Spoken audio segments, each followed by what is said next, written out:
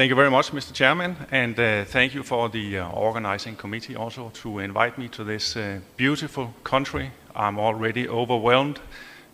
Food is great, people are beautiful, and just a few weeks ago we could enjoy the fantastic football team at the World Championships, and there we really got confirmed that you are meat lovers when Suarez took a good bite in a piece of tender meat.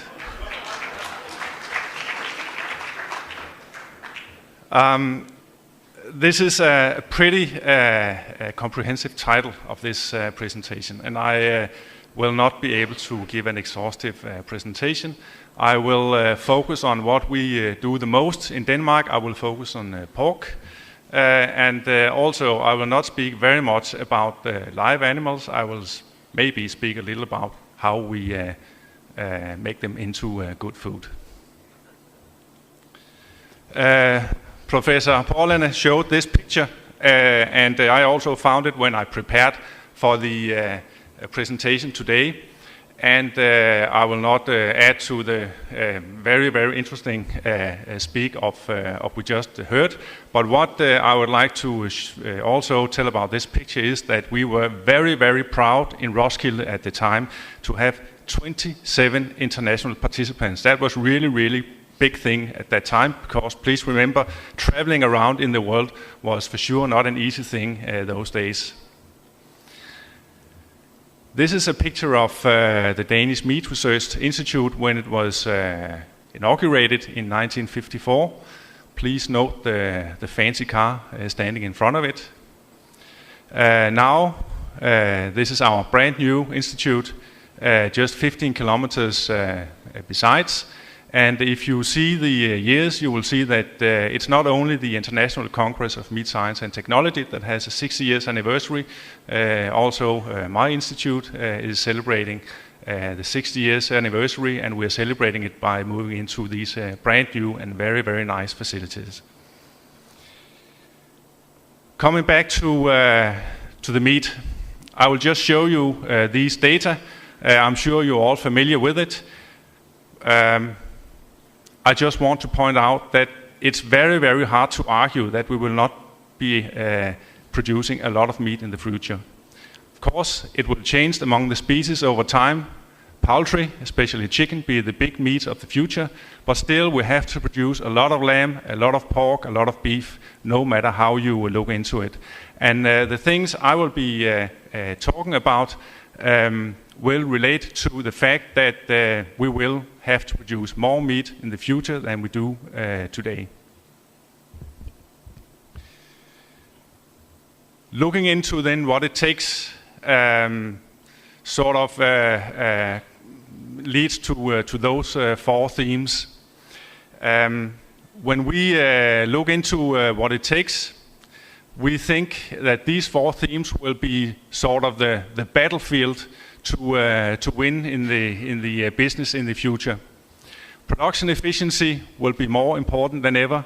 Environmental efficiency will be very crucial just to survive. Raw material utilization will be central to the core of the business of the companies, and of course, healthy meat products is something that we have to work a lot on in the future. So what I plan to do is to dive into each one of those subjects and give you some examples. And even though I will be speaking about pork, I hope you can use these examples for the work you are doing with other species and relate it to what you have.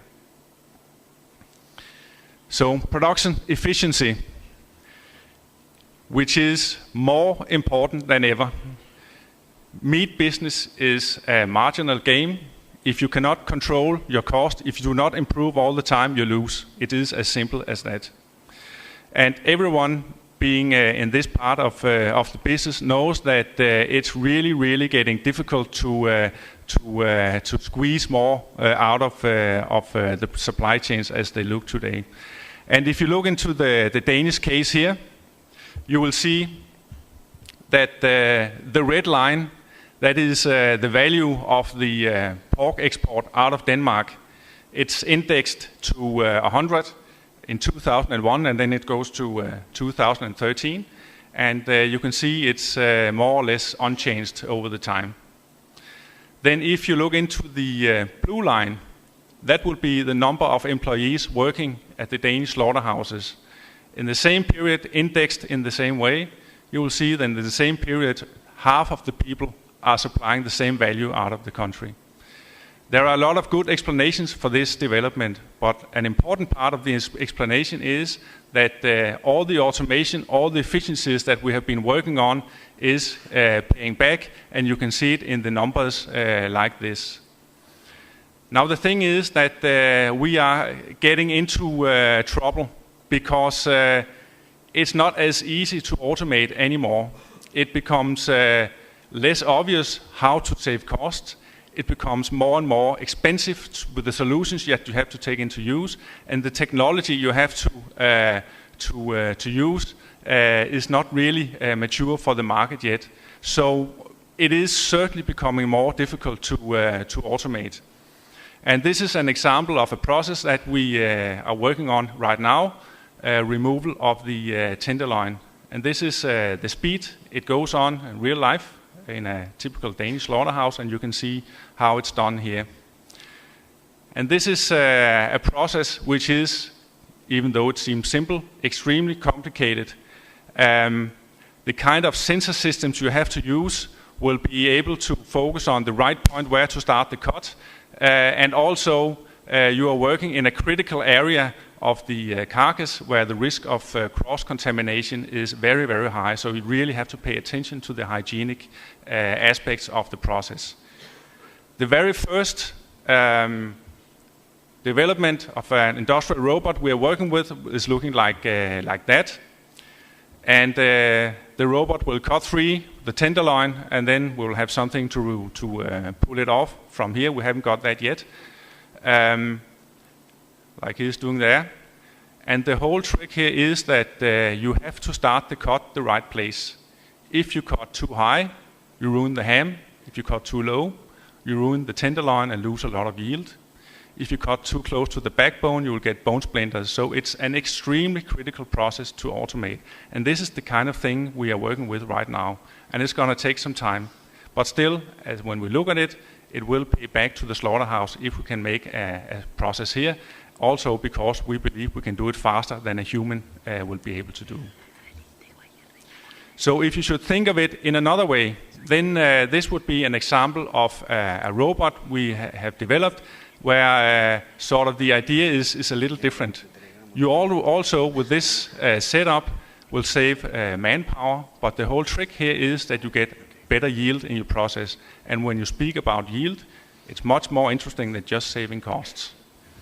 In Europe, we do a lot of de-rinding. So we remove the rind, and this process here takes off the rind of a loin, or a back, as we call it. And the problem is that the fat is not equally distributed on the back. There will be more fat in the one end and less fat in the other end. So when you remove the fat or the rind, you will have too much fat on certain places on the loin, and you have to after trim. You have to use people to do it, and you will cut off too much fat, and you will basically not have a product that meets customer specifications.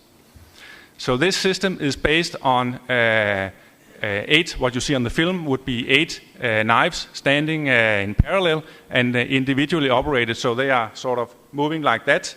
And they are regulated according to a sensor system which is based on vision technology and ultrasound. And that is translated into a 3-dimensional picture of the whole back, so that for each position of the back you can precisely regulate the knife, so you cut off exactly the amount of fat as you want. The robot is ready and is being installed various places in Northern Europe, and this is how it looks. It's a very early model, so it's probably a little more fancy now. This is loading of the robot. Here you see the sensor system. So now you've got the full 3-dimensional scan, and then here you got the de-rinding. That's it. So a bag like that will have the same level of fat regardless of where you are, and can be used right away for the product that you intend to use, for instance bacon or other products, pork chops. It is, from a economically point of view, an extremely interesting process because here you don't only get the cost savings, you also get a very, very important yield improvement of the product. And I think that's the way we have to think in the future when we speak about automation. It's not just taking out sort of labor, you have to also think the quality of the product, the yields of the product into the process. I will not speak more about production efficiency, but move more into environmental efficiency. And what we all know is that when you speak about the environmental load, most of it takes place at the primary production, at the farmhouse, and the way we do things there. My point is that there are also a lot of things you can do at the slaughterhouse and the processing level. And the fact that the majority of the load is on the primary production is in no way an excuse of not doing whatever you can do on the processing side as well. And there are certainly things you can do. Basically, it's about power consumption, it's about water consumption, and I will also argue that it's a little about animal welfare as well. If you look into the power consumption of a typical Danish slaughterhouse, it looks like this. And, well, basically we can say nothing happened for the last 10 years or more.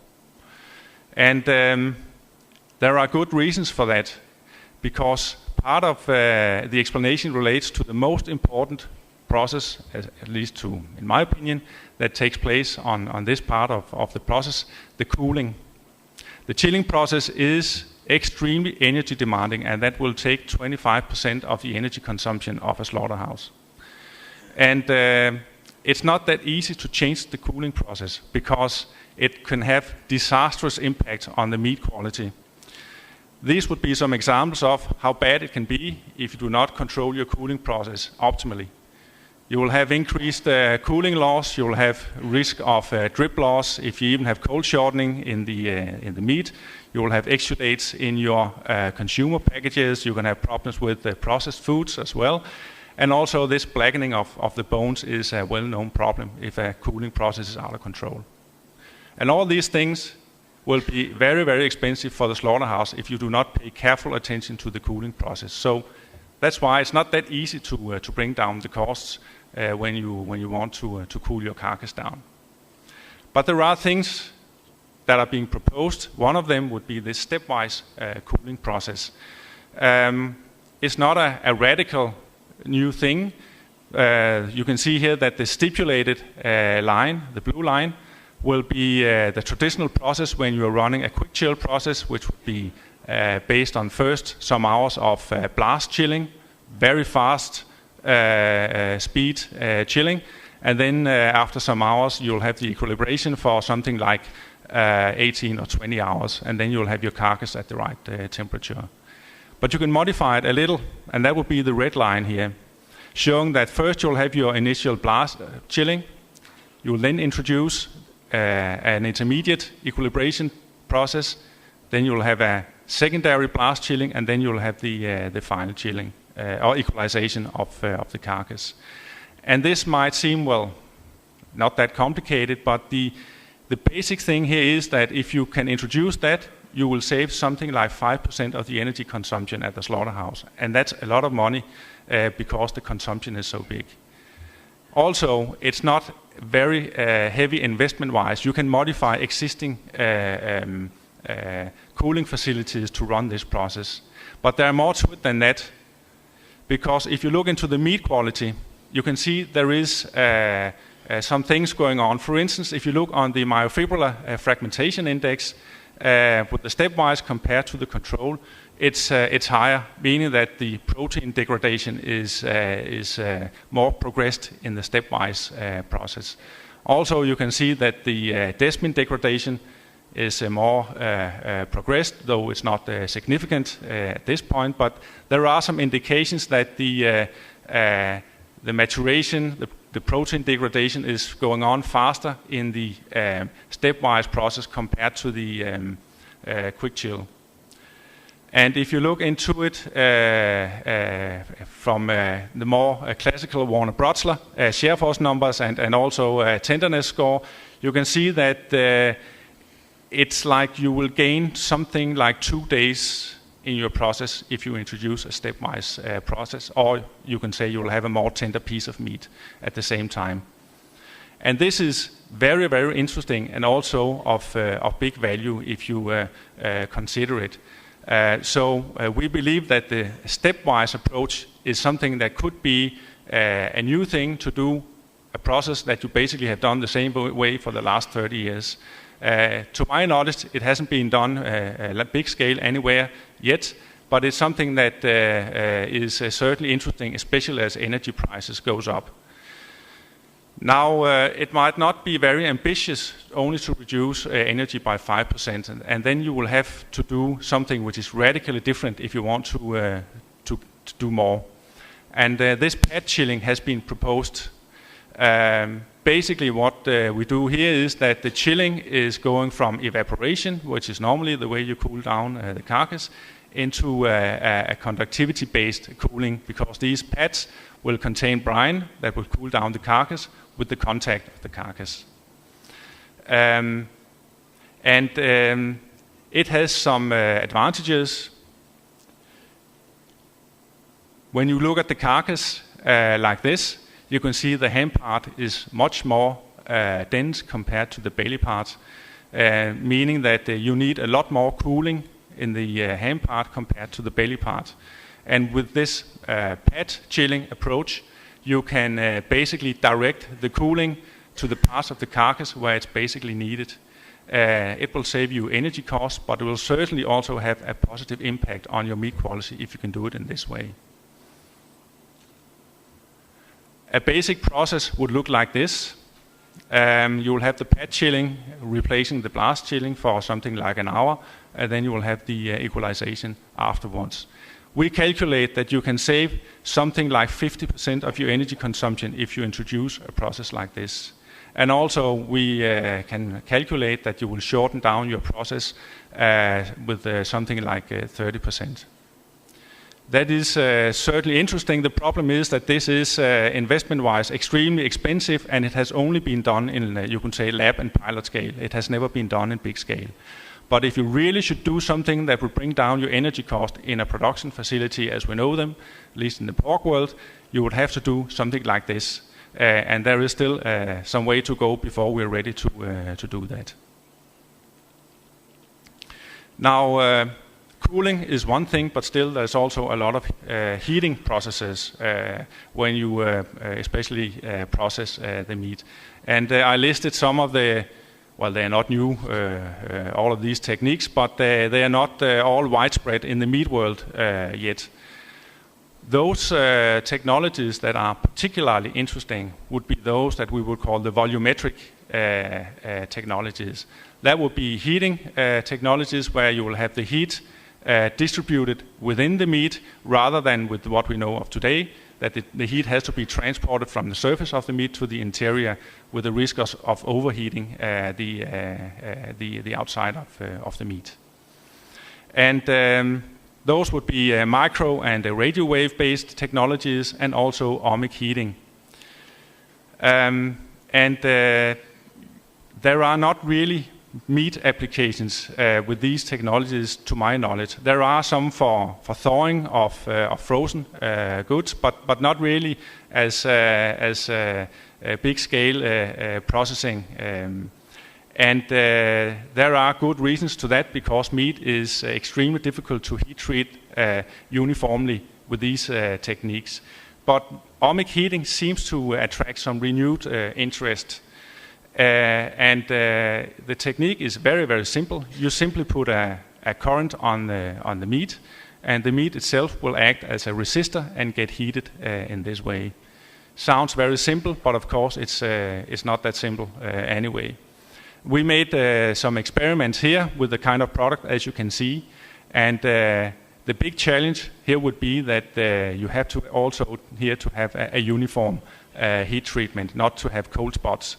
And this also is about how do you have the geometry of the electrodes. Do you have to heat it from the ends? Couldn't you do it from other sides? And maybe you can use pulses and other things. And there are a lot of things you can still do from an experimental scale here. The charm of this technology is that it's from an economically point of view, it's within reach. At least from our point of view, it's something that does not have to cost the same value as an F-16 fighter flight.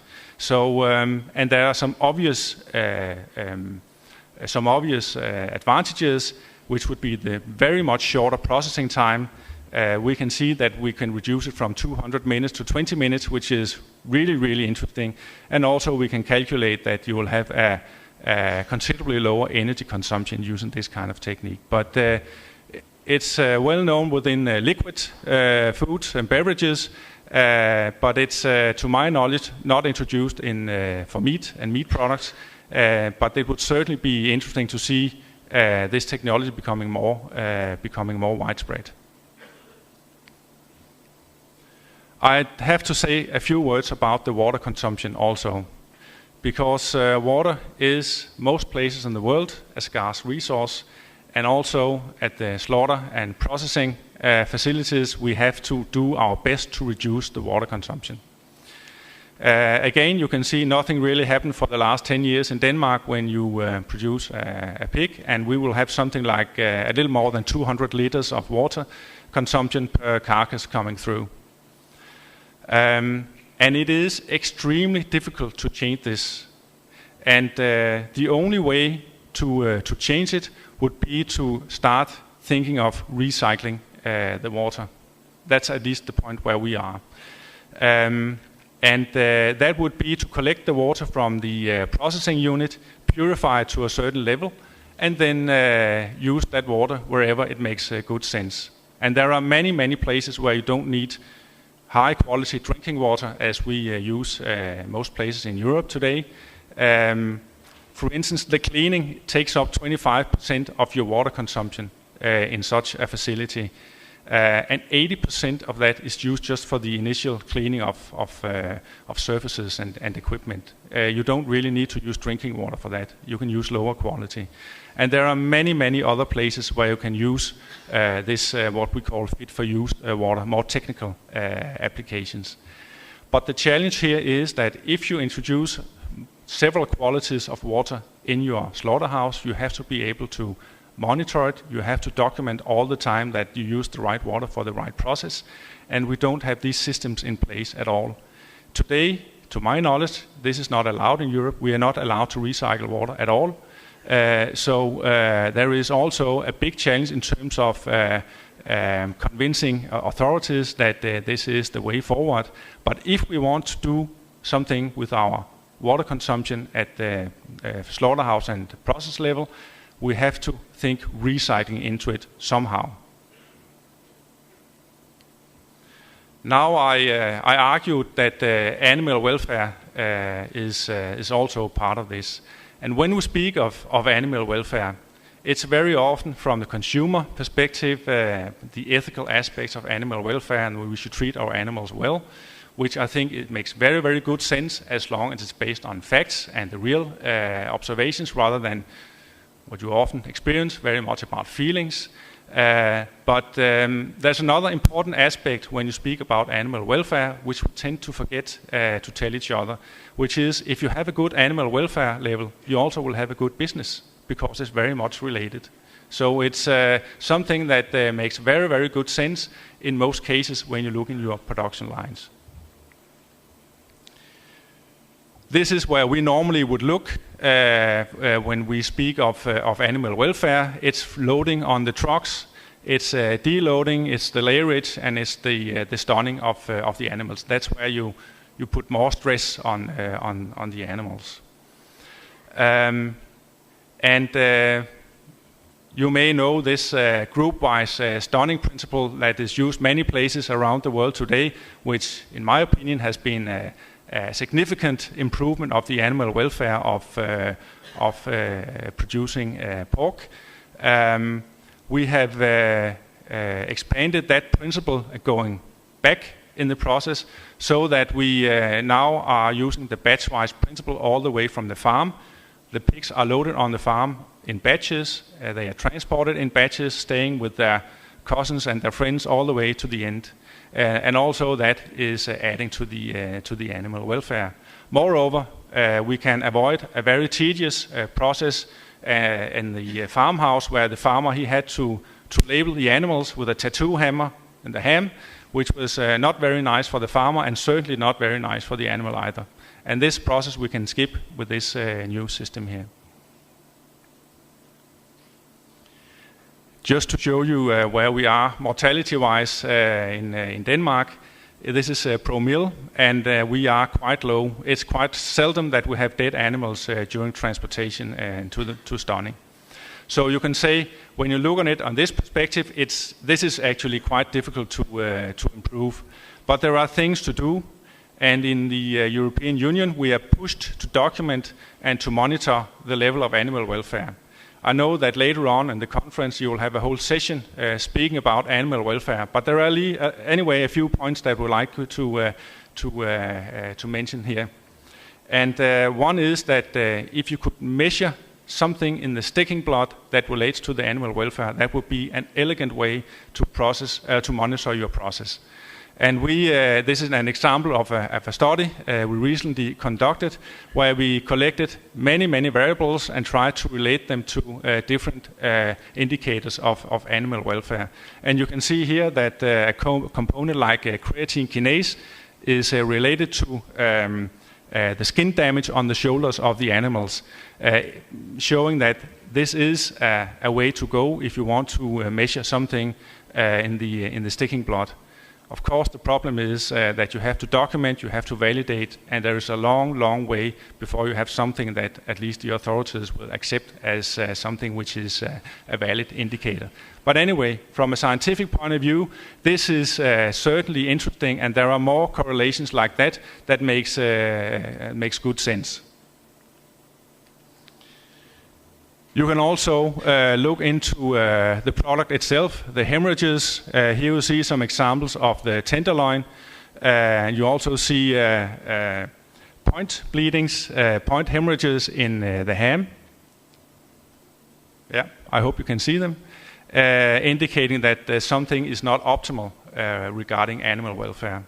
And this is also a very good example of why good animal welfare is good business, because these products, they have to be downgraded, they have less value, you probably can't use them for what you intended to, so the slaughterhouse and eventually the farmer will lose value due to these problems. Now, what I mentioned so far relates mainly to when the animal is dead. So you can say there's nothing much to do otherwise that you can monitor your process and from a more systems point of view improve whatever you need.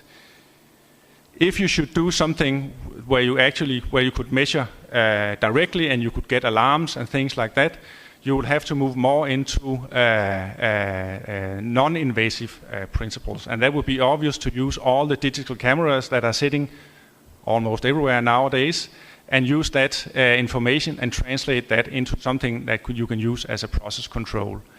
This is a study where we try to translate the movements of the pigs into that kind of data, and you can see, I hope, in the curve that we can discriminate among different behaviors of the animals.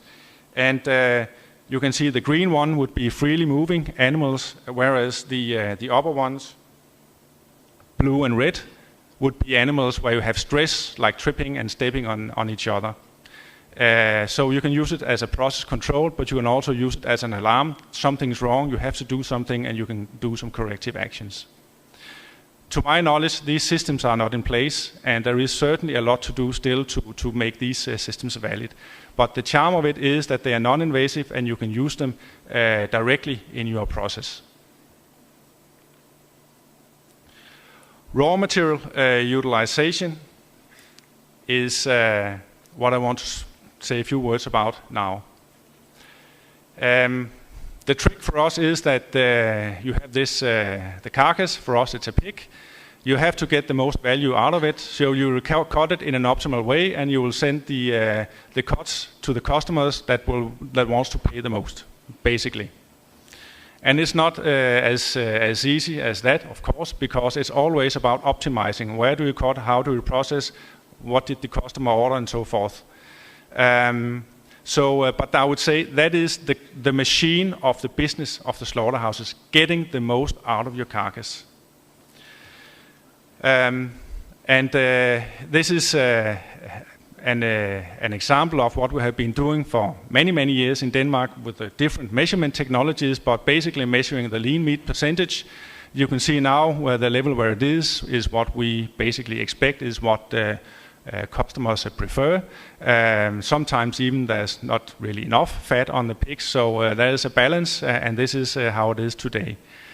But this is only a feedback system. Here you measure something and you will either discourage or encourage the farmer to do something with the animals that he supplies to the slaughterhouse.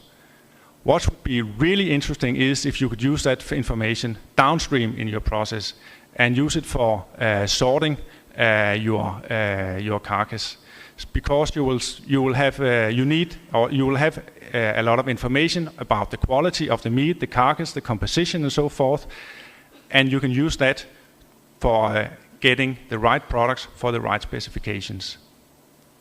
And the basic principle is with this slide indicated that you, based on this knowledge that you will have, you will make the right cuts, and you will refine your product all the way downstream, so you will have the right product, maybe as in this case here, the high-fat products into the high-fat specifications, and the low-fat products into the products where you need lean meat. And again, this may sound very simple, but when you go in and calculate the value of this just for a normally well-driven slaughterhouse, there is a lot of money to gain if you can do this in an optimal way compared to what you do today. And what we have fallen in love with at the Danish Meat Research Institute is this CT scanner. We have worked quite some years now on the technology, and we want to use CT scan as an online measurement equipment where you basically get all the information you need for the decisions I just mentioned. You will know exactly where the bones are, how much there would be, connective tissue, fat, and so forth. The problem is with this technology that you might know from the hospitals, that when you have a scan at a hospital, you will have something like 20 minutes for the scan, and we will have something like 4 seconds for a scan. And that is what we have been working with to this point. And we are now so progressed, so we are installing a prototype of this equipment at a slaughterhouse to get the learnings on how does the equipment behave, how do you use the data in a real life situation. And those of you that frequently comes on slaughterhouses, you know that what can go wrong will go wrong out there. You don't even have the imagination onto what they can do to your equipment. So we need to have real life experiences with this technology now. Finally, I will say a few words about healthy meat products. There is a lot of debate on meat and health. And I'm very, very sorry because for us that works professionally with meat, you know, eating meat is like smoking cigarettes or drinking alcohol or things like that. And that's really, really a pity because red meat as such is a very nutritious and wholesome food, which is very good in a balanced diet. We just fail to communicate it. Now, that's fresh meat. If you talk about processed meats, the story is a little bit different because I think we all know here that we have some things to do in order to make more healthy products than the ones that we present today. And there are a lot of good things you can do. Unfortunately, it's not a lot that's being done. This is an example of wiener type sausage we made. We tried to, you can say, reinvent the sausage and say how can you make it healthy. And in Denmark we have such a keyhole labeling, so when a product has a keyhole labeling on it, you will know as a consumer that it's healthy when you buy it in the supermarket. And this product will actually get this kind of labeling if it was produced in the real world. The basic thing here is that we have redesigned the recipe completely, and we have added rye fibers into it. And there's no real trick to it. It's basic, I would say, basic knowledge from meat technologists to put this product together. And we have tested it in many different ways. In the picture here you can see we have also been out with the more hardcore sausage eaters and tested the product for those. And we got only one answer, which was it's a very, very nice product and they would like to buy it. But it's not out there.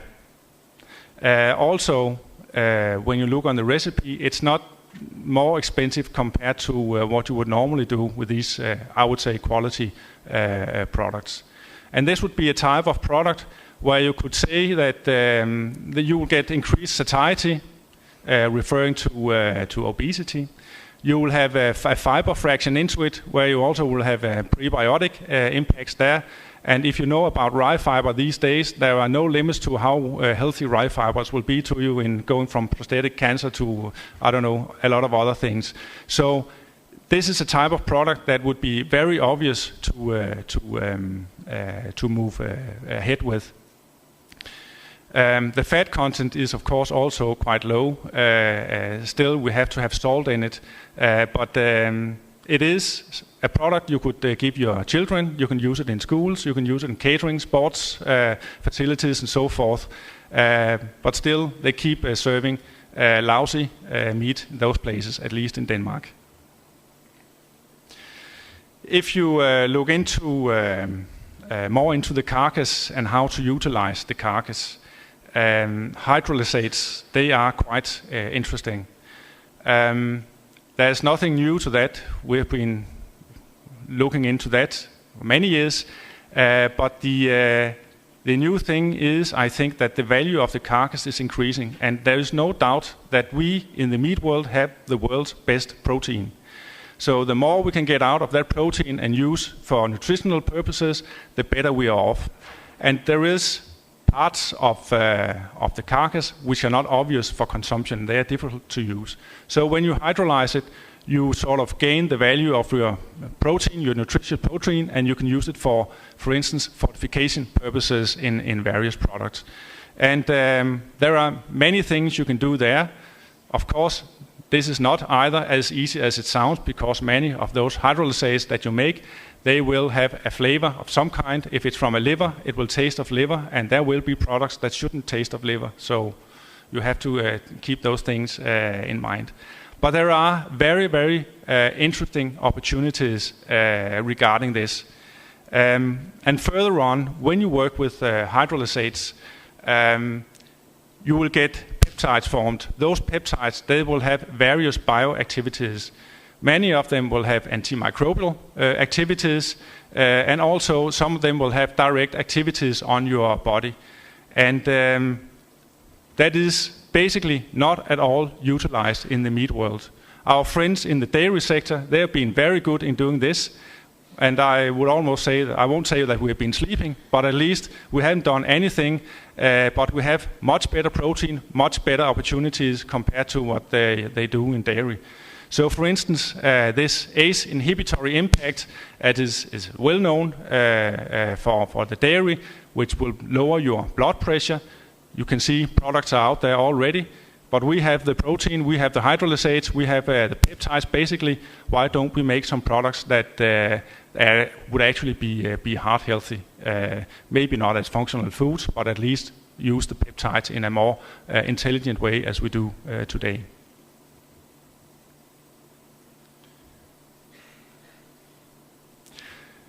So I will not say more about healthy meat products. I'm sure you can feel what I think about this.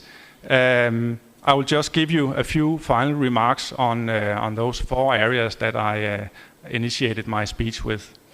Now, production efficiency. I think you can translate the term that there are no low-hanging fruits left. We are really facing larger challenges compared to what we have been used to. We need simply a shift in paradigm compared to what we do now, and we have to think more in value of products and not only in taking out cost of our production, and tie it together. Environmental efficiency is something which is not an option. It's not optional anymore. You have to work with it. Consumers expect it, and you have to improve all the time.